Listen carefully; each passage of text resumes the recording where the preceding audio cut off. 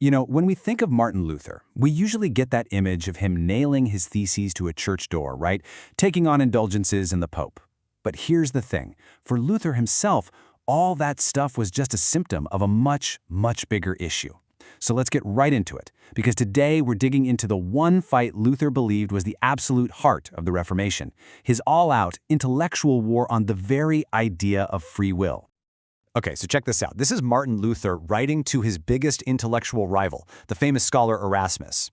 And it sounds pretty respectful, doesn't it? Almost friendly. He's actually thanking the guy for getting what the real argument was about. So how on earth did we get from this to one of the nastiest intellectual feuds in history? Because for Luther, this grand hinge was literally everything. It wasn't about all the fancy ceremonies or purgatory or even selling indulgences. He thought that was all just noise, a distraction. For him, the one, single, all-important doctrine, the one point that the entire Christian faith pivoted on, was this question of human will. And that gets us right to the heart of the conflict. On one side, you have Erasmus, this celebrated thinker, defending the classic idea of free will. You know, the idea that we can choose our own path, especially when it comes to our own salvation. And then you have Luther. And for him, this idea wasn't just wrong. It was a poison that destroyed souls. His goal wasn't to debate it. His goal was to completely and utterly annihilate it. Luther's logic here was, it was brutally simple. He said, look, if God knows everything that's going to happen, and his will is absolute, if nothing can happen unless he allows it, then the idea that some human has an independent free will is just impossible. It's an illusion. For Luther, you could have an all-powerful God, or you could have human free will. You couldn't have both. Pick one. And this wasn't just a feeling he had. No way. Luther structured his argument like a prosecutor building a case.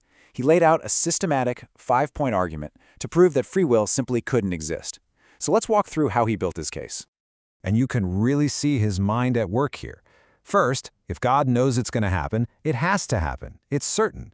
2, Satan is the prince of this world, and we're all basically his prisoners. We can't just choose to walk away. 3, original sin broke us so badly that on our own, our will always turns toward evil. 4, he's like, just look around. The most devout people struggle, while some people find grace without even looking for it. And then, number 5, this was the knockout punch for him. If we could do even a tiny bit to save ourselves, it would make Christ's sacrifice unnecessary, superfluous. And to Luther, that was blasphemy. So once he laid all that out, Luther turned his attention and his fire directly on Erasmus. And this is where the whole thing gets super personal. The tone changes completely from that early praise to this really sharp, almost pitying condescension. He starts off by buttering him up, right? He's like, Erasmus, you're a genius, you're blessed with incredible gifts, your writing is miraculous, but then the hammer drops. He basically says, you're brilliant at everything else, but on this topic, the only one that actually matters, God just didn't give you what it takes to understand. I mean, what a devastating intellectual takedown. You see, Luther felt they were playing two completely different games. He accused Erasmus of just collecting different opinions, treating this whole thing like some casual academic debate where there's no right answer. Luther, on the other hand, saw himself as a vessel for God's truth. He wasn't collecting ideas, he was asserting fact. He wasn't asking for a panel of judges, he was demanding that people agree. But it didn't stop there. As the debate dragged on, Luther's attacks got even more intense. He went from thinking Erasmus was just ignorant to suspecting something way more sinister was at play, something like deliberate, malicious deception. Wow, you can just feel the sheer venom in his words here. He's saying, I poked the snake, and now it has shown its fangs for everyone to see. In his mind, he'd forced Erasmus to reveal his true nature. He wasn't just a misguided scholar anymore. He was a viper, and his books were his poison. So this was the core of his accusation. All that elegant, nuanced, sometimes slippery language Erasmus was so famous for, Luther decided it wasn't a sign of a brilliant mind. It was a weapon. It was a satanic subtlety, a hateful double-tongued tactic designed to secretly plant seeds of doubt and rot Christianity from the inside.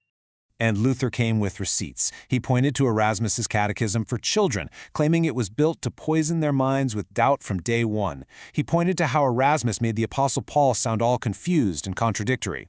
He was absolutely horrified that Erasmus used the word intercourse to describe the incarnation, and he argued that by praising guys like Socrates, Erasmus was trying to knock Jesus down to just another wise teacher. For Luther, you have to understand, the stakes were sky high. This wasn't some minor disagreement over style. He saw this deliberate ambiguity as a Trojan horse. It was a clever way to sneak every heresy imaginable right through the front gates of the church, destroying people's faith before they even knew what was happening. And this all leads to the climax of the whole conflict. In Luther's mind, the trial was over. He had convicted Erasmus of ignorance, malice, and straight-up satanic trickery, and now it was time for the final verdict. There was no going back. Just listen to that imagery. He paints Erasmus as a tyrant, a king of ambiguity sitting on his throne, basically laughing as his confusing words tear Christians apart. And that double destruction part is key. He said first Erasmus offends people with his words, and then he mocks them for being too stupid to get it. It's brutal.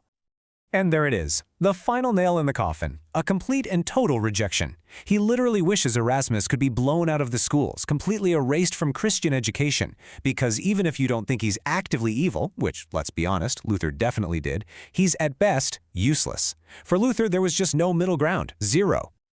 So in the end, this incredible clash between two of the greatest minds of their time leaves us with this really huge question.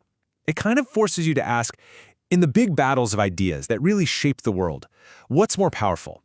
Is it the absolute, fiery, unshakable conviction of a Martin Luther? Or is it the eloquent, thoughtful, reasoned argument of an Erasmus?